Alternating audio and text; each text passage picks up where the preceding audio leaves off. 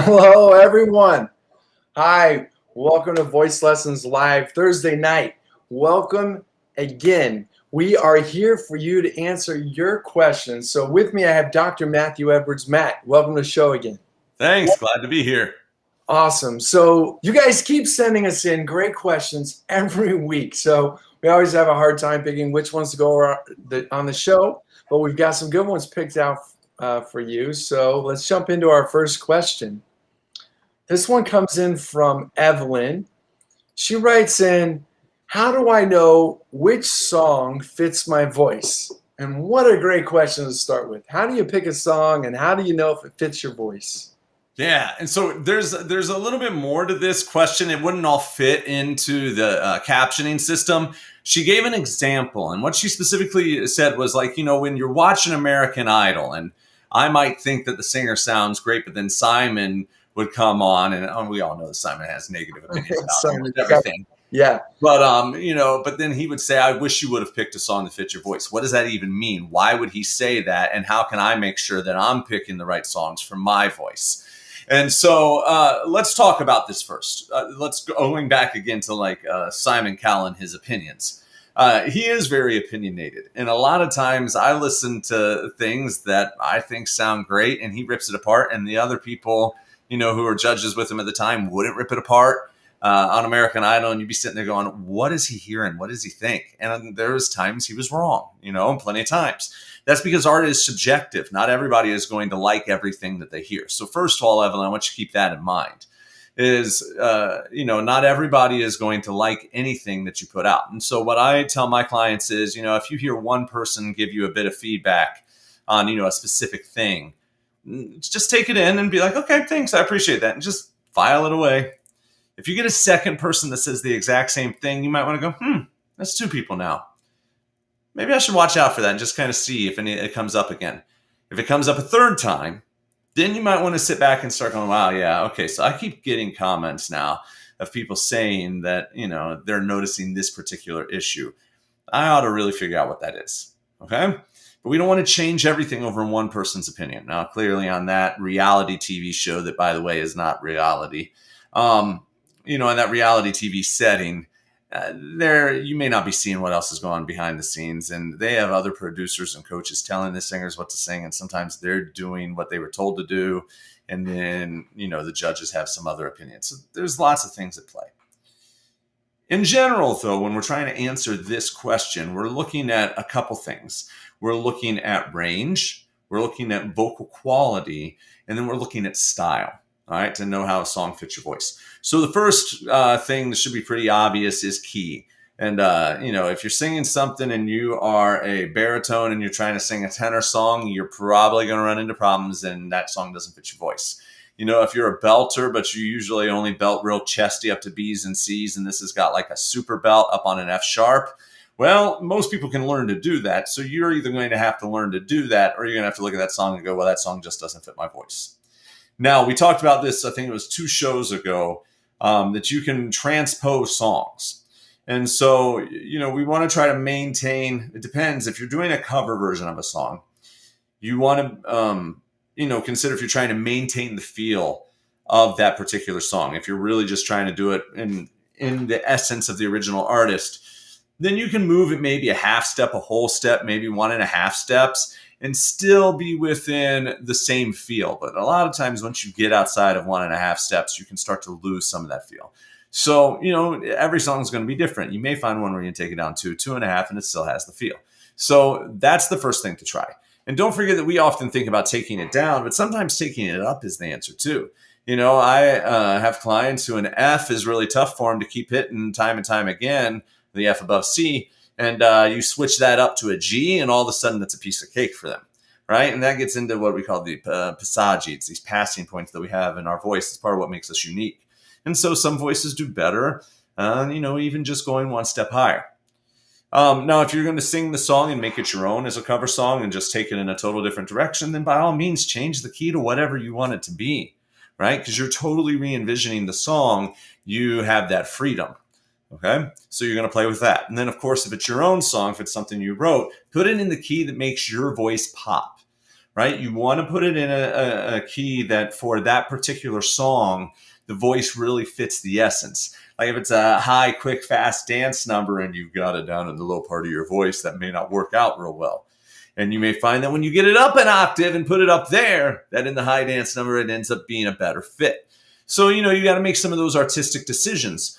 But if you are in control of, the instrumentation, you don't have a guitarist who's saying, yeah, I can't play that, in a different key without it sounding bad, move it and put it in what fits you best, right? What you're going to be able to do on the road, what you can do night after night. So that kind of covers the range. Then we get into the vocal quality.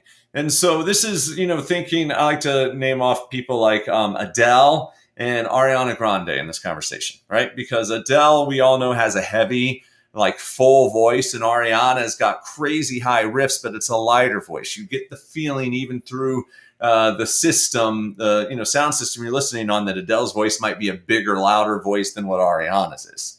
So if you have an Ariana style voice and you're trying to sing an Adele song, you're going to have problems. And if you're an Adele style voice and you try to sing an Ariana song, you're going to have problems. So really what that's talking about is, a color red voice trying to sing a color blue sound. Okay. But if you're a red singer, like Adele, and label her red, you have shades all around Adele. We could go over to a sound that's just a little bit lighter, but still has some of that raw quality and power that Adele has. And maybe it's a shade of light red, almost going into a pink. Or maybe you have a voice that's got a little bit more edge to it, like a Janis Joplin that kicks in all that extra growl and edge and distortion, and that takes it to bright red, right? So we can go off into shades of Adele's voice and still have that voice sing the Adele song and be in the ballpark. What we got to watch out for, though, is going from red to blue and then expecting it's just going to pop and it's just going to hit.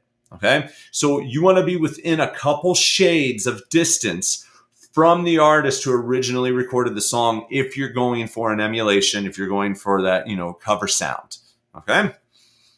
Then within that, there's things that, within the size of the voice we want to look at, like vowel quality. If the singer's got naturally nasal vowels, I'm thinking somebody like Duffy, and you don't have that, well, that might be a real tricky song for you. And it might be one of those things where it sounds like you're putting on the quality. Like, yeah, I could sing like that, and I could sing through a whole set that way, but that sounds like I'm putting something on when you hear that my speaking voice is this. So we want to be careful that you don't pick different vowel qualities, resonance strategies, etc., and that sound like you're putting something onto your voice. So that's another thing we want to try to avoid. Sometimes vibrato, if it's a defining feature. So I think of somebody like Rufus Wainwright, who's got a very apparent vibrato. If I took him and put him into singing a Justin Timberlake song, that vibrato is going to really stick out and it's not going to sound the same, and it may not be a great fit, right? He might do different or better by doing a cover version of a song by the band Fun, right? Because in Pumped Up Kicks, if you ever hear that, or not Fun, but the band who did Pumped Up Kicks, if you listen to his voice, you're going to hear that there's that little tremolo vibrato just like Rufus Wainwright has. So those two are a good fit because they've got this natural feature of the voice. So you want to look for things like that with knowing, does my voice kind of fit this song? And then, as I said, the other thing is style. So, let's say you were a trained choral singer and you're always starting to get things to have these super clean onsets, and you want to try to go over and sing a Bob Dylan song.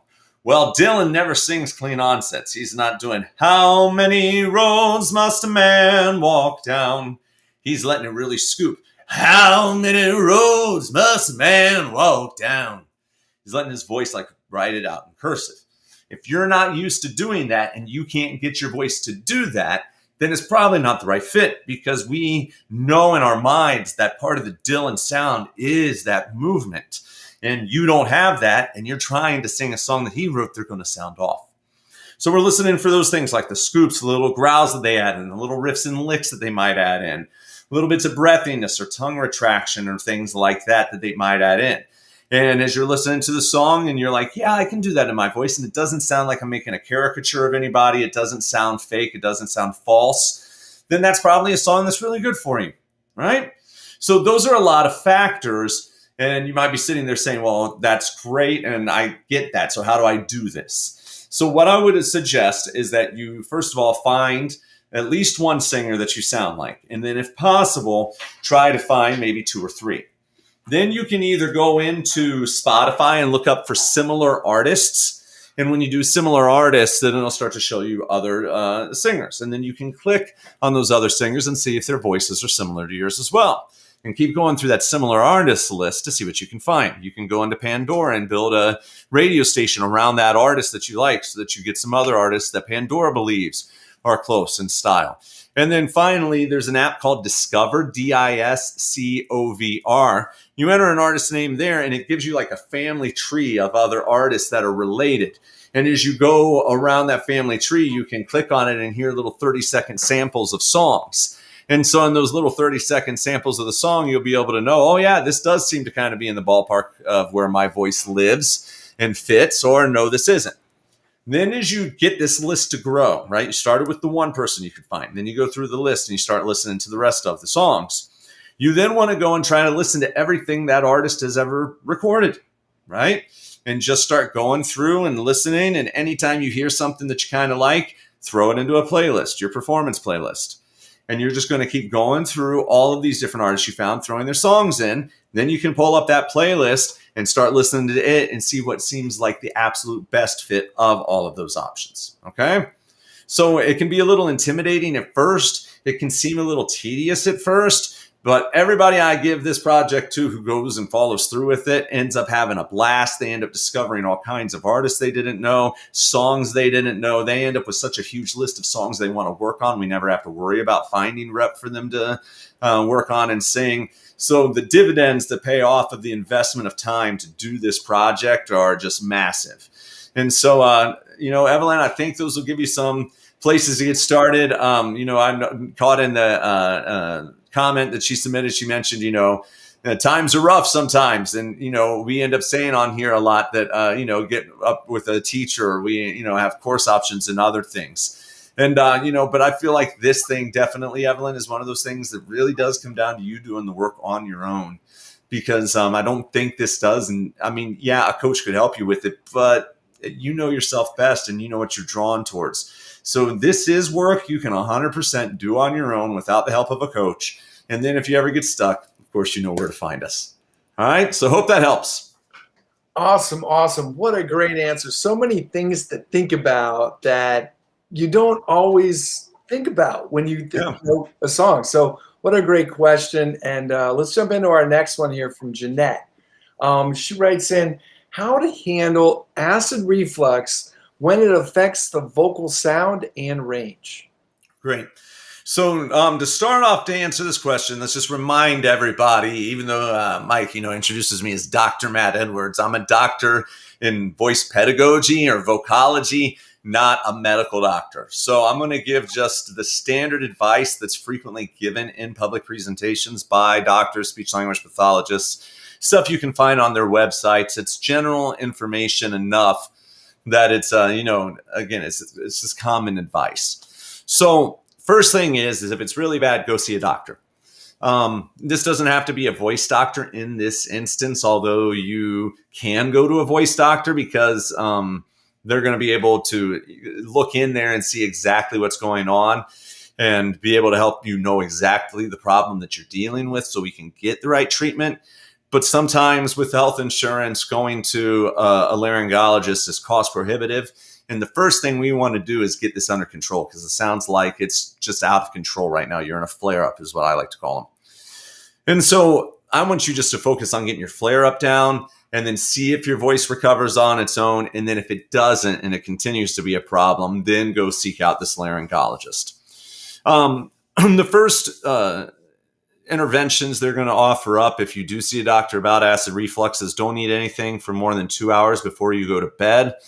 That 2 hour time period is the time it takes for your belly to do most of its digestive work. And from my understanding, start shifting things into the intestines. And that way you're less likely to have food in your stomach trying to creep its way up your esophagus. Because what happens is that when you sleep, because the esophagus, which is this little thin pouch that's right here, it lays right behind your larynx, that if you're sleeping on your side, that acid can roll up the esophagus and then drip right into the back part of your larynx, and that's how it's getting onto your vocal folds. And if you're a stomach sleeper, it's really bad. It just falls right over into your larynx. Your vocal folds stop it from getting into your lungs. You cough back up.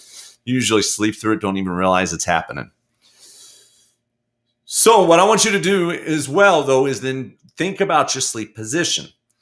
The stomach, I don't have the body in here tonight, but the stomach's biggest pouch is over on the left side of your body. So if you sleep on your right side, what happens is all your stomach contents tip down towards the place where your esophagus is located. Whereas if you've eaten 2 hours before you go to bed and you've gotten most of the food out of your system and you lay on your left side, now the food is laying in the bottom of the belly away from the esophagus. And we want to keep things away from the esophagus to try to keep the reflux from happening. Okay? If you can add a slight incline as well when you are sleeping on your left side, that's also going to help because it makes it harder, thanks to gravity, for that acid to work its way up. Now, it still can, right? If you're having a really bad flare-up and your body's really, contracting and causing you problems, you may still run into issues, but this is worth a shot. If you're really bad, when I have a bad flare-up, I sleep in a recliner for 2 to 3 nights. And that way I know I'm always up and I'm at even more of an upright angle than I get in my bed. Otherwise, in the bed, you can either put blocks underneath the head of the bed to lift the whole thing up at an angle, or just build yourself a little pillow ramp. And you can even buy angled pillows at most retail stores so you can sleep on an angle using the pillow. So you want to do those things, which are, simple, just nighttime adjustments. You also want to look at dietary adjustments.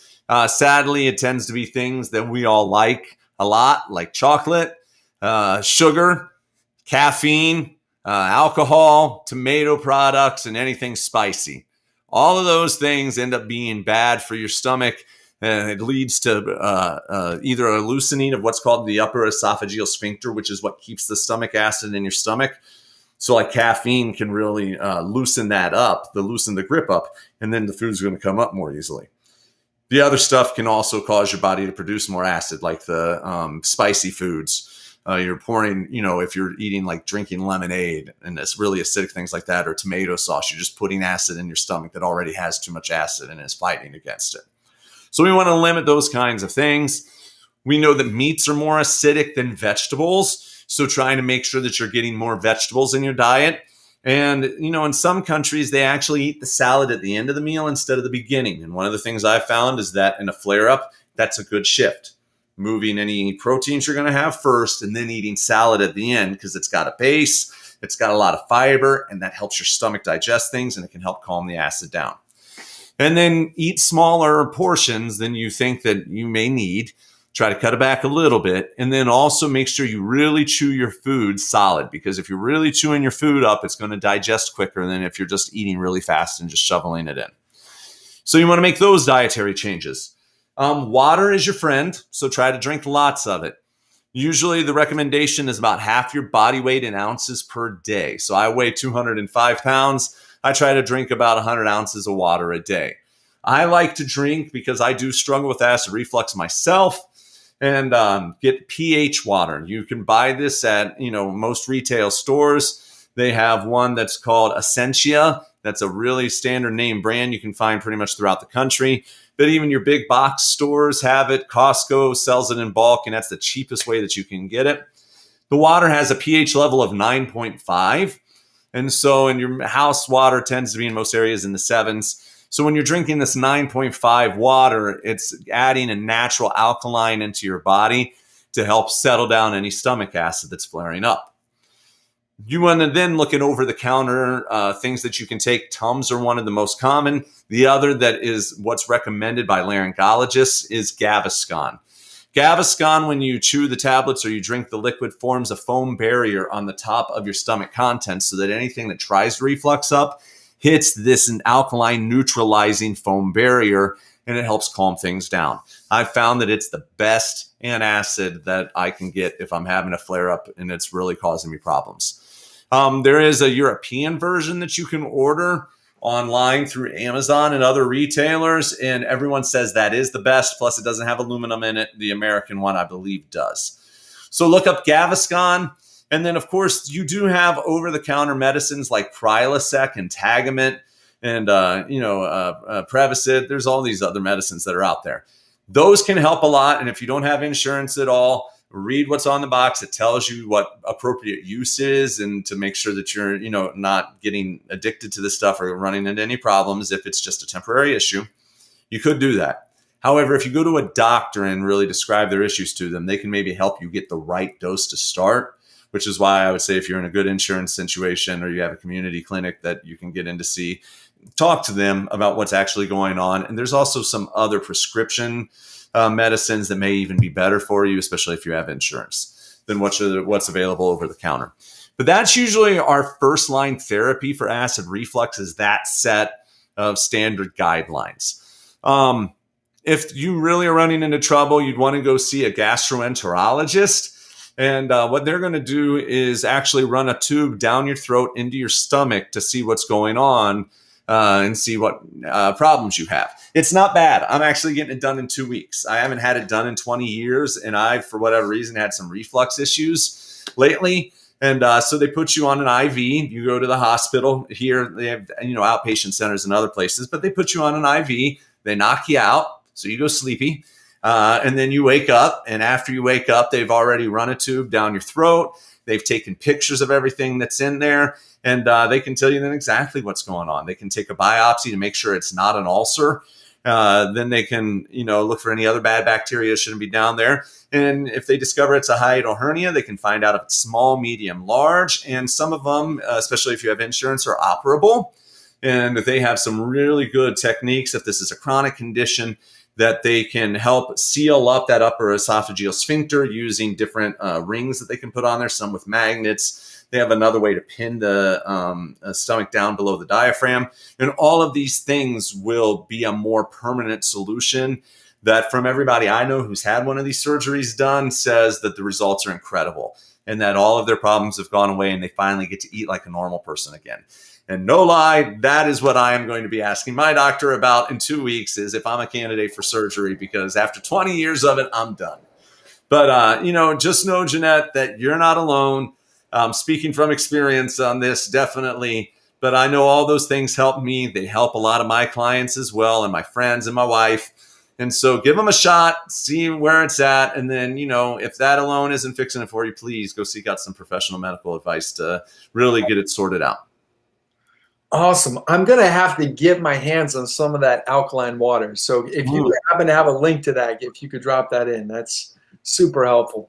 So one other thing too, actually, as you just mentioned that alkaline water, Jeanette and everybody else that's watching, the one other thing you do want to keep in mind is that if you do go the self-treatment route, it is possible to get your stomach past the acidic point into a spot where you have too much alkaline and you start burping up Pepsid gas and like this alkaline gas that causes the same problems. Oh no. Okay. So that's another reason why, like, in the middle. All right. You want to make sure. And and that's why when they have somebody that's real chronic and stuff, especially if you're like your pro singers and you're really trying to sort it out, they actually will put a little tube through your nose and leave a little sensor right above your larynx overnight so they can find out exactly what's happening, so they can narrow it down if it's too acidic, if it's too alkaline, whatever.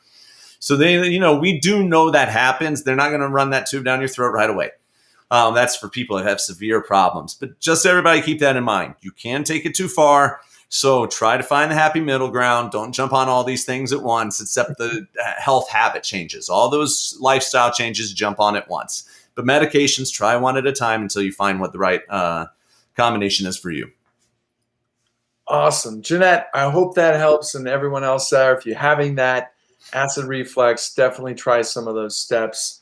Let's jump into our third question today. This comes from Sheena, and she writes in, how should a classical singer go about learning to sing musical theater? Yeah. So this was a great question. Again, it was longer than what would fit into the caption system. But Sheena also said something about, wanting to do this for herself, but also for her students as a teacher. And I just want to point out, that's amazing. And it's so great to hear and meet teachers who are trying to figure stuff out. Because when I was coming up through the world, it almost seemed like teachers were ashamed to seek other things out. I'm always seeking new stuff out. So it's always fun to find a fellow seeker of information. So Sheena, last week, you can go on the YouTube channel or on our Facebook page. I did like a quick 30-minute crash course on mistakes that singers make moving from classical based backgrounds or musical theater based backgrounds into pop rock styles. So there's a lot of stuff in there that applies to musical theater as well. You can check that out. The first thing I would say is, maybe begin with what seems home base to you. And as a classical singer, what's probably home base is more of those classical legit songs. Okay, so things from, Carousel, looking at, some of the songs from Music Man and some of even the Bye Bye Birdie stuff that's, higher soprano stuff, or Greenfinch and Linnet Bird. And start really getting a feel for just singing something and getting your English diction to be speech-like, because that's the first thing. In those songs, we can go either a pop direction with them or a more classical direction with them. So if you're already classical, just get it speech-like, classical. Let the words lead the way. Let the actor lead the way, right? So it's going to let go of some of the little elements of, legato that you're going to be seeking for in vowel purification. Let your vowels loosen up a little bit, just as your speech is loosening up. Then what I want you to do is find like 5 to 10 good recordings. How do we know it's good? It's tough, but what I would say is look for ones with high view counts, right? Or high ratings, comments, and stuff like that, or celebrity ones if you can find them, right? National tour, you can also search as, Greenfinch, Linnet Bird Broadway, or Greenfinch, Linnet Bird, national tour. Start putting in different stuff like that. You should be able to find some good recordings. And what I want you to do is sit down with your sheet music and get a pack of colored pencils. And I want you to pay attention to each singer that you listen to and pick one color for each singer and notate out every little nuance you hear in their interpretation of that song. So listen to it maybe 5 times with that one singer to catch everything. How do they begin a phrase? Are their onsets always clean, or are they doing scoops, aspirates? What are they doing? What are they doing to release the notes at the end of a phrase? Look for all of those details, okay? How do their vowels morph, or are they pure? How does vibrato come into the picture? Is it consistent, or does it come and go? Do you have a lot of speech-like moments or only a few speech-like moments? Are they all operatic moments or just a few? Look for all those things, notate them in. Then I want you to switch recordings and switch colored pencils. You're going to do the exact same thing. Now, after you've done this with 5 to 10 singers, you're going to have 5 to 10 colors all over your music. And that is going to be like a free masterclass, free coaching from all 10 of those singers and how they would interpret the song. You've just done the work for yourself. Go through and play with each interpretation. Right? You're going to find some of them do the same thing all the time. And then as you go through the different variations, I want you to get a new color or a highlighter and highlight the things that you like. And then start imitating those and doing those little stylistic cues. Okay? So that's going to get you started in what seems to be home base. Now, along the way of listening to those 10, I'm assuming you're going to come across one that's got a more pop-like vocal production. And this is the next step. I want you to start taking those songs that you're first using in your transition over and sing them like a pop singer. Get rid of all your vibrato, keep the tone straight, get the volume level down so that the microphone would do the work, and use any pop stylisms that the artist brings into it. And we're doing this in this song that's in this more classical bass because it's already familiar to you, so it's not scary like when we add belting into the mix. It's just starting to make things a little bit more pop-like, okay? After you're doing this and you're playing around with it, you're doing a lot of listening and you want to keep going further, then we want to start really taking your speech-like voice and developing a speech-like mix that extends into the upper part of your range, and that will then give you the ability to belt. Now, the key is everybody can belt. They just got to find their variation of it. Kelly O'Hara belts, and that's a different belt than what we hear from Idina Menzel, which is a different belt than what you're going to hear from Sherry Renee Scott, which is a different belt than what you're going to hear from Anna Kendrick, which is a different belt than what you're going to hear from people like Christina Aguilera and Adele. Okay? They're all belting notes out. They're just doing it with their authentic voice. So that then brings up this question, well, then what really is a belt? Well, a belt is a heightened moment in the human experience, okay? We know that when people get really excited, they start talking up higher and brighter, right? Well, in singing, that would be a belt. We would transition over to this highly energized sound with bright vowels that's really pushing an emotional moment, and it's going to come out belted instead of switching to get into head voice, okay? We also know that in moments where we start to get really angry or agitated, we'll be, say to somebody, stop. And we say it really assertively and our voice really engages. Well, if we're singing it, that would be a belt, right? It would be on a pitch with that kind of vocal quality, and we would consider that a belt section. Now, if the melody is just touching up high notes and they sound real speech-like and they're, peppy and exciting, but they sound not legit at all, not classical at all, we consider that more often than not a speech-like mix, right? Or a mix belt. The terminology is all over the place. Focus on making the sounds and then label it for yourself and embrace the terms that make sense for you. Us as teachers have to learn all the different terms to help people out. But what's most important for you when you're doing the singing side of this is just figure out what you feel like it is and what you want to call it. Record yourself, listen to it, and see if it's near the goal of the recording. And if it is, we're moving in the right direction. So as you're doing all that work and playing around with things, you're going to, like I said, you're going to go back to the speech-like singing. We've talked about how to start with speech in the past. If you jump over to my blog, it's edwardsvoice.blog. I've got some exercises on there about how to sing like you speak. And then after you learn to sing like you speak, you want to start really cultivating your chest register and your head register, and no, this isn't going to cause you a problem. I hear classical teachers still that say chest voice is bad, but the father of modern voice teaching, Manuel Garcia, started all of his estrogen dominant voices, all of his sopranos, his altos, his mezzos. He started them all learning how to engage their chest voice because he knew that that was the secret to getting the vocal folds to close. Cornelius Reed blew up that work in the early 1900s, and then many others have carried it on into today. So get into the chest register. You've already got the head register strong. And then we've talked about how to fine mix on this show before. So again, check the archives. But what you're essentially going to do is start taking glides where you start in chest and you thin out, and you're going to take descending passages where you start in a breathy head and you get as strong into speech like as you can in the middle. And through that process, you're going to learn all the different ways that you can mix throughout your range. And through experimentation, you're going to start to have discoveries. You're going to want to label those discoveries and then start working on songs. I always recommend starting with Mama Who Bore Me. It's only an octave range and it's only belting an A above mid C. So that's usually easy. If you are a tenor, a baritone, just find something that doesn't go much above a G. Find something that keeps it easy. And then, start adding in those mixy sounds and those belty sounds that you're finding.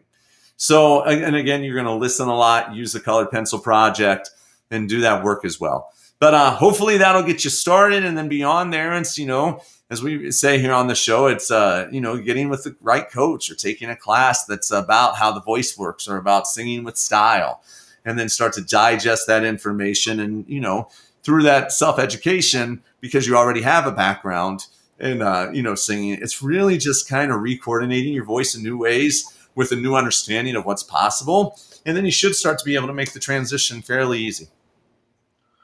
Awesome. Super helpful. And Sheena, I hope that gives you a couple things to work on this week. And write us back if you have any more questions as you're going through this journey. Let's jump into our next question from Himani. And they write in, how can one get into the music industry?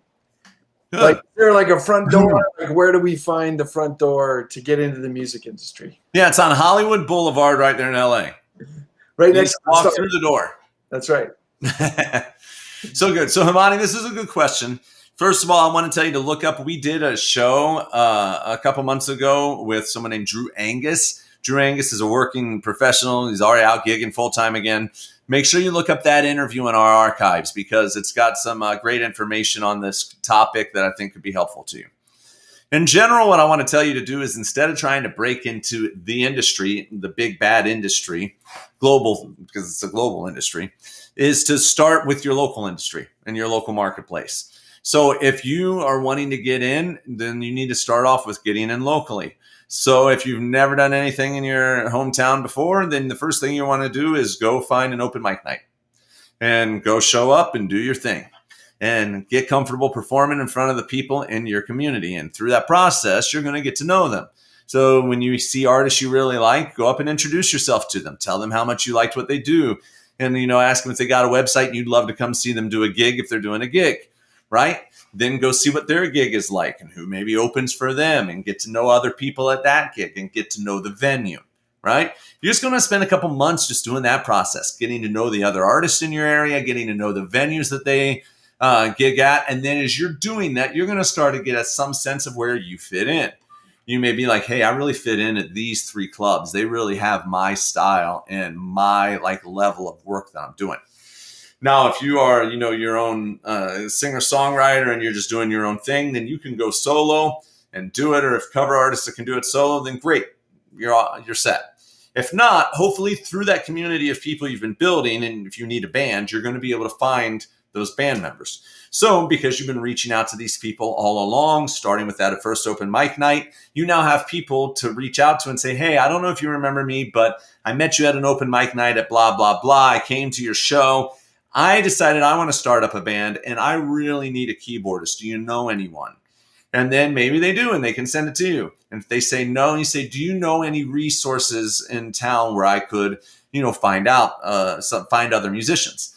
You could search on your own as well. You may find that there are musician groups. Like I know there's one in Charlotte, North Carolina, where people are always posting when they're looking for band members. Either, they just need one bass player for their existing band, so you could get in that way. Or, it's somebody who's starting off and they don't know anyone, so they're looking to put a band together. Do not expect your first band to be a blasting success, a huge success. It's probably not. What you want to expect out of that is to learn how to work with other people in a practice setting. And if you go out and do a gig, awesome. Whenever you do get to that point to do a gig, you just want to have it feel good for the first couple times. You're not trying to make it big. You're just trying to get comfortable being an artist, putting yourself out there with this new band. That process is going to take a couple years because you're going to then switch. You'll either new people coming into the band and going out, or you'll switch groups, and you'll eventually, though, find your people. And when you find your people, things will start to click. And they're going to click because you've done the process right from the beginning, right? You started off at open mics. You've learned all the things that you learn along the way, and now you know people, you know venues, you know the community, and you can take this new band where everybody's really clicking together and then start putting them into the scene, and you should have a good, strong likelihood of success because you actually know what the scene is.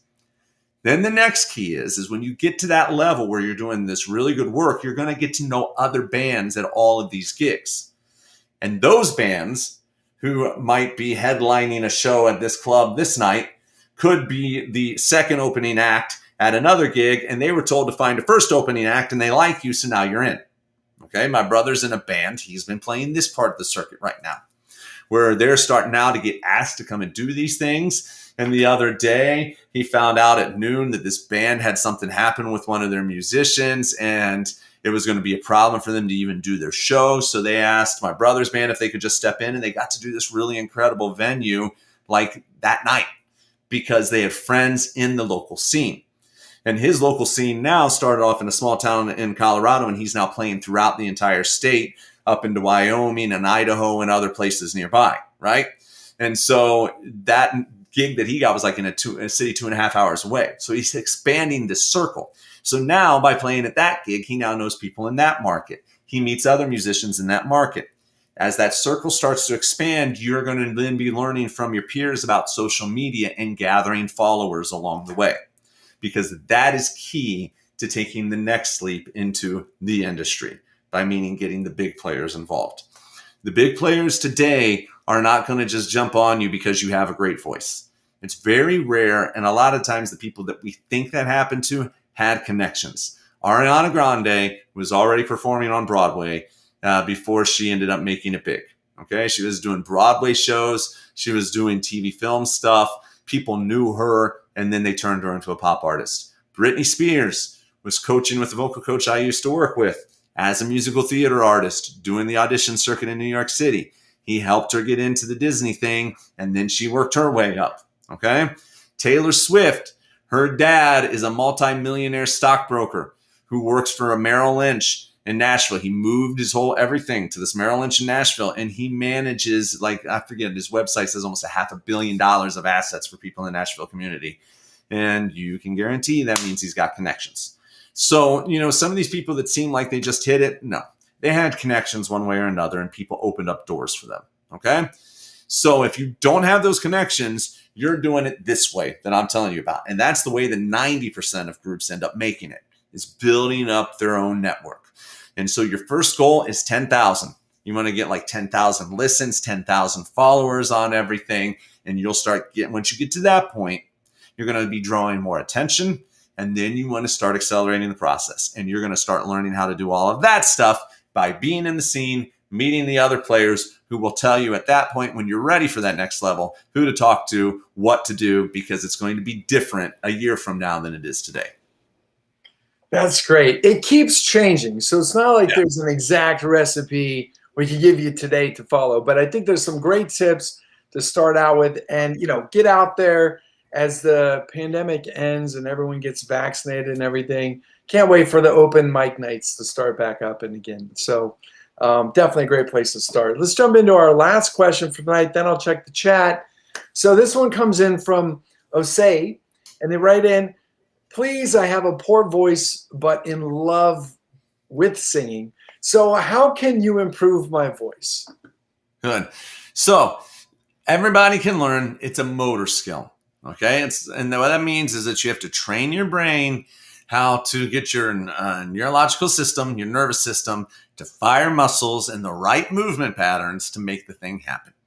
That happens through learning about the parts and how they function, and then doing the practice to drill your body to make them function so that your brain commits those new movement patterns to memory. So since you said, how can you improve my voice? What I thought we'd do is tell you about the course that we have, the online course that we have that can help do this.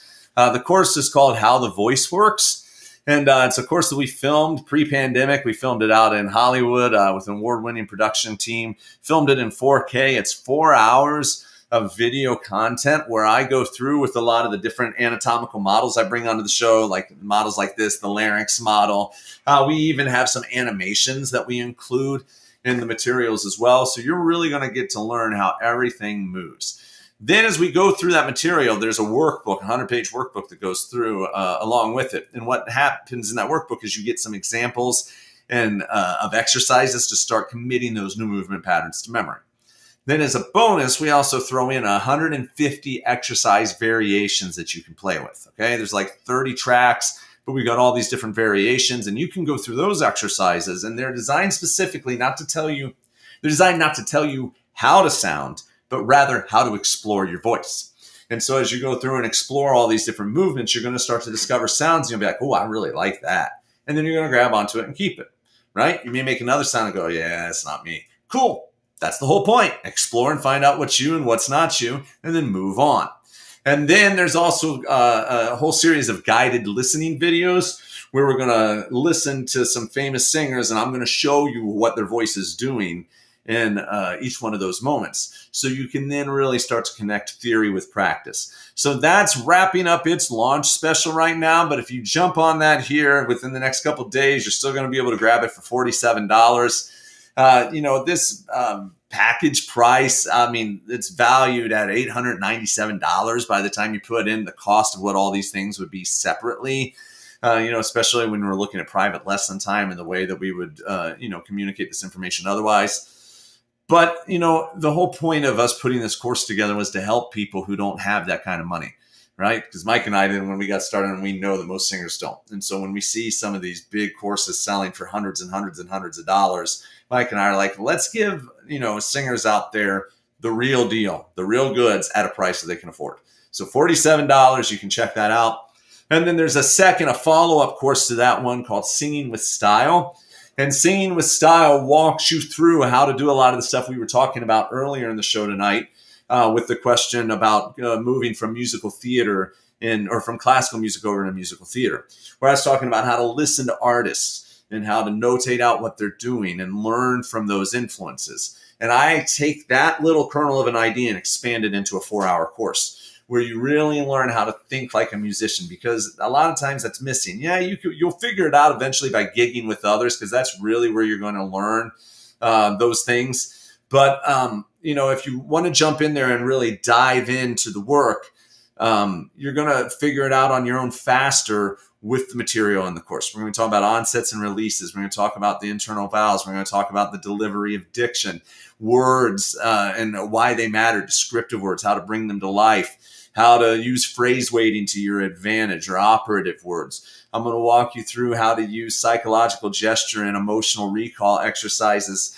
to bring the music video of the song to life in your mind vividly, so your voice wants to respond to what you're feeling inside. There's so much content that's packed in that. And that one right now is on a special release sale for only $97. And so I just saw that Gigi asked. No, Mike, I think, has them set up to run at that price through Sunday. So if you want to go ahead and grab those links that are up right now, we'll probably be making a reset later on Sunday evening, but you can grab it up until that point. And, if you have a question or you're wanting to grab it, I know Mike has got some payment plan options as well. You can reach out to him at support@voicelessons.com, and they can get you set up with that as well. So, but those things, since you asked about us and what we can do, figure we throw that out there for you. And, the main thing is just start exploring, try making all the sounds that you can in all the different ways that you can, not trying to get something right, but rather exploring your instrument. And through that exploration, you're going to find things that you like, find things that you don't like. So then take those things that you like, start playing with them and gravitating in those directions. And then as you're doing all that work and, figuring out all the new nuances and stuff, you're going to start to figure out what you need help with. And then you can, reach out to us. We can put you through our teacher matching service where we can help you find a coach to help take your performances to the next level. And, also guide you towards other opportunities to help you develop your voice. Yeah, and thank you, Mike. Mike popped up some of those links. Just drop those links in the chat. So, yeah, definitely check out our courses. But if you have more questions, guys, drop them in the chat. I think we're almost at time for today, but we love answering these questions for you guys. So many great questions keep coming in. And, we'd love to hear from you. So drop us your question. Check out our courses. I put those links in the chat for everyone, and have a great week. Yeah. Thanks, everyone. Good night. Good night. See ya.